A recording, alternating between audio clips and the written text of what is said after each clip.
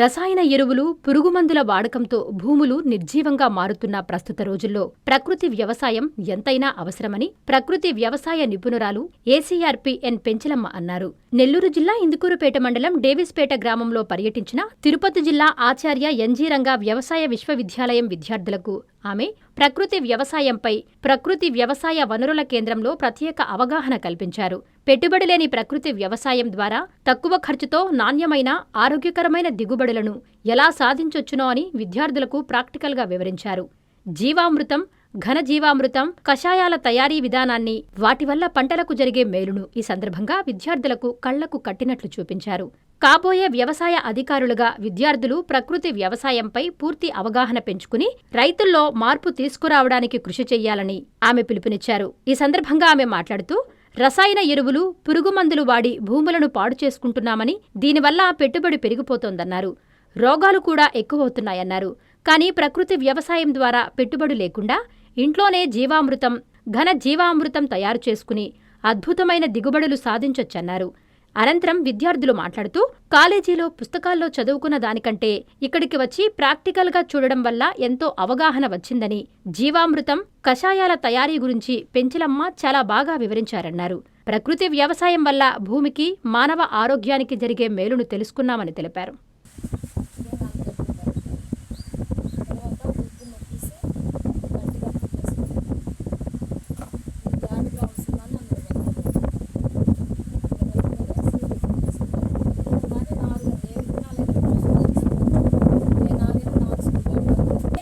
దీంట్లో ఇది విడివిడిగా కలుపుకున్నాం కదా, ఇవన్నీ అందులో పోసేయాలి. అప్పుడు 180 లీటర్ల వాటర్ కలుపుతాము. నీడలో పెట్టుకొని గోనె సంచి కలుపుకొని ఉదయం సాయంత్రం కర్ర సాయంత్రం సవ్య దిశలోనే కలుపుకోవాలి. సవ్య దిశ అంటే క్లాక్లో తిరుగుతుంది కదా, గడియారం ముళ్ళు ఎలా తిరుగుతుందో అట్లాగా ఉదయం సాయంత్రం తిప్పుకోవాలి. సూక్ష్మజీవులు డెవలప్ అవుతాయి. అట్లా 4 రోజుల నుంచి 5 రోజుల వరకు ద్రవజీవామృతం తయారవుతుంది. అన్ని పంటలకు 15 రోజులకు ఒకసారి పారించుకుంటే సూక్ష్మజీవులు అభివృద్ధి అవుతాయి. భూమిలో ఉన్న ఎర్రలు 15 లోతుల అడుగులోకి వెళ్ళిపో ఉంటాయి. మనం ఏం చేస్తామంటే ఇది పారించినందువల్ల పిండి, బెల్లం అన్నీ వేస్తాం కాబట్టి సూక్ష్మజీవులకి ఆహారాన్ని ఇస్తాము. అవి ఎర్రలు పైకి వస్తాయి.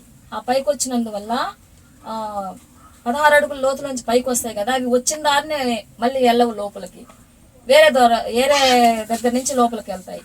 అప్పుడు భూమి ఏమవుతుంది, గుల్లబారుతుంది లోపలికి. నీళ్లు వర్షాలు వచ్చి నీళ్ళు చేంజ్ చేసుకోవాలి. వాళ్ళు చేంజ్ చేసుకోవడం వల్ల ఏమవుతుందంటే అక్కడ అది పెట్టడం వల్ల మగ పురుగు అనేది వచ్చి ఆకర్షించి ఇందులో పడుతుంది. గుడ్లు పెట్టే అవకాశం అనేది ఛాన్స్ ఉండదు. సో అలా పాపులేషన్ అనేది నివారించవచ్చు. ఎకరానికి 4 to 5 ఫిరమోన్ ట్రాప్స్ పెట్టుకోవడం వల్ల మనకి పురుగు నివారణ అనేది సంవాట్ తగ్గుతుంది. ఇలా ఇన్సర్ట్ చేసుకోవాలి. దీన్ని ఇన్సర్ట్ చేసుకొని ఇలా పెట్టుకొని పొలంలో కొంచెం హైట్లో, అంటే మొక్కల హైట్ కన్నా కొంచెం హైట్లో పెట్టడం వల్ల అది ఎగిరేసి ఇందులో పడుతుంది. మనం చూసుకుంటూ వాటిని పారబోసుకుంటే సరిపోతుంది. ఇక్కడ వచ్చేసి ఒక రబ్బర్ బ్యాండ్ వేసుకోవచ్చు మనం. నా పేరు అబ్దుల్ బి. మేము ఎస్వి అగ్రికల్చర్ కళాశాల నుండి తిరుపతి నుండి ఇక్కడికి వచ్చాము యాజ్ ఏ రావత్ ప్రోగ్రామ్గా. కొత్తూరులో మాకు ఇచ్చున్నారు రెసిడెన్సీ.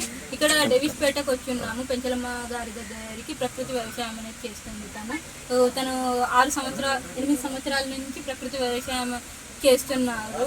ఇక్కడ తినేమేమి చేస్తుందంటే ద్రవజీవామృతం, ఘనజీవామృతం, బీజామృతం, దశపర్ణి, పుల్లటి మజ్జిగ, ఎగ్ అమైనో యాసిడ్, పంచగవ్య ఇలాంటివి సేంద్రియ పెస్టిసైడ్స్ని తయారు చేస్తుంది. అలాగే నవధాన్యాలు కూడా, ఇంకా జిగురట్టలు, ఫిరమోన్ స్టాప్స్ కూడా తినే దగ్గర ఉన్నాయి. ఇక్కడ న్యాచురల్ ఫార్మింగ్ బెనిఫిట్స్ ఏంటంటే మనం కెమికల్స్ అనేవి తగ్గించవచ్చు. వాటిని తగ్గించడం వల్ల మన హెల్త్ మీద ఎఫెక్ట్ అనేది పడకుండా ఉంటుంది. అలాగే సాయిల్ మీద, అంటే మట్టి మీద కూడా ఎఫెక్ట్ అనేది పడదు. అలా ఎలా అంటే భూమి సారం అంతా ఇంకిపోతుంది కెమికల్స్ అనేది యూజ్ చేయడం వల్ల. దానివల్ల భూమికి నష్టము, యాజ్ వెల్ యాజ్ మనకు కూడా నష్టమే. దానివల్ల సైడ్ ఎఫెక్ట్స్ చాలా ఉన్నాయి. సో వాటిని తగ్గించుకొని ప్రకృతి వ్యవసాయం అనేది చేసుకోవాలని చెప్పేసి తిని ఇన్స్పిరేషన్గా ఈ జిల్లాకి, అంటే నెల్లూరు జిల్లా ఇందుకూరుపేటల మండలంకి తిని ఇన్స్పిరేషన్గా ఉంది. డేవిస్పేట డేవిస్పేటలో తిని ఇన్స్పిరేషన్గా తీసుకొని మిగతా రైతులు కూడా ప్రకృతి వ్యవసాయం అనేది చేయాలని చెప్పేసి, అట్లీస్ట్ చేయకపోయినా కొంతలో కొంత నవధాన్యాలు అంటే పచ్చిరొట్టు పైరు కాకుండా నవధాన్యాలు కూడా వేసుకొని దానివల్ల మనకి నత్రజని కానీ ఇంకా మిగతా న్యూట్రియన్స్ అనేవి భూమిలోకి ఇంకిపోతాయి. అలాగే సూక్ష్మజీవులకి వచ్చేసి ఫుడ్ బాగా అందుతుంది. కెమికల్స్ని కొంతవరకు నివారించవచ్చు. అందరికీ నమస్కారం. నా పేరు ఎన్ పెంచలమ్మ. మాది దేవిస్పేట గ్రామం, ఇంకూరుపేట మండలం. నేను రైతు సహకార సంస్థలో ఐసీఆర్పీగా పనిచేస్తున్నాను. గత 8 సంవత్సరాల నుంచి ప్రకృతి వ్యవసాయం చేస్తున్నాను. బయోరిసెస్ సెంటర్ బీఆర్సీ షాప్ కూడా ఓపెన్ చేశాను. మాకు డిపిఎం ఆధ్వర్యంలో కషాయాలు ఎలా చేయాలి అనే దాని మీద ట్రైనింగ్ ఇచ్చారు. అన్ని ట్రైనింగ్లు తీసుకున్నాను. నేను అనంతపురం వెళ్ళాను, గుంటూరు వెళ్ళాను, కావలిలో మెగా బయోరిసెస్ సెంటర్లో కషాయాల మీద ట్రైనింగ్ తీసుకున్నాను. పిఎండేస్ విత్తనాలు ప్రతి ఒక్క రైతు చల్లుకొని భూమి సారవంతం చేసుకోవాలని నెక్స్ట్ సీజన్లో ప్రతి ఒక్క రైతుకి ప్రతి విలేజ్లో మాకు 8 గ్రామాలు అడాప్ట్ చేశారు.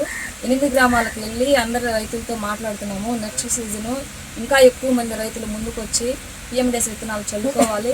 వాళ్ళకున్న కొద్ది పొలంలో అయినా కానీ, అంటే వాళ్ళకున్న కొంచెం పాటి దాంట్లో అయినా కానీ మా పద్ధతిలో చేసుకోవాలని మేమందరం టీం వారీగా మా జిల్లా తరపు నుంచి, మా మండలం నుంచి మేమందరినీ ఆ రైతులకు అందరికీ కోరుకుంటున్నాము.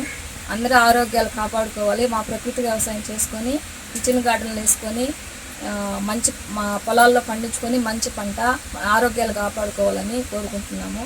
షుగర్లు, థైరాయిడ్లు, క్యాన్సర్లు ఇవన్నీ వస్తున్నాయి కాబట్టి అవన్నీ కంట్రోల్ అవ్వాలంటే దానికి నివారణ ఒక్కటే. అది ప్రకృతి వ్యవసాయ పద్ధతిలో పండించిన పంట. మినిమం కనీసం ఎంత మోతాదులో విషం తింటున్నామో ఆ డ్రాప్స్ విష మోతాదు తగ్గించుకోవాలని నా ఉద్దేశము. ప్రపంచ స్థాయి రోబోటిక్ సర్జరీలు మన నెల్లూరు నారాయణలో 26 సంవత్సరాల సంస్థాగత అనుభవం, సాంకేతిక ఆధారిత వైద్య సేవలు, ప్రామాణికత, నాణ్యత మరియు నిబద్ధత, అధునాతన 3D high definition visualisation, surgeon పూర్తి నియంత్రణలో పనిచేసే multi articulated robotic arms, millimetre స్థాయి ఖచ్చితత్వం, మెరుగైన ఎర్గోనామిక్స్ మరియు స్థిరత్వం. Narayana robotic surgery. తక్కువ నొప్పి, తక్కువ రక్తస్రావం, వేగంగా కోలుకోవడం, త్వరితంగా డిశ్చార్జ్. నెల్లూరు పరిసర ప్రాంత ప్రజలకు అందుబాటులో కలదు.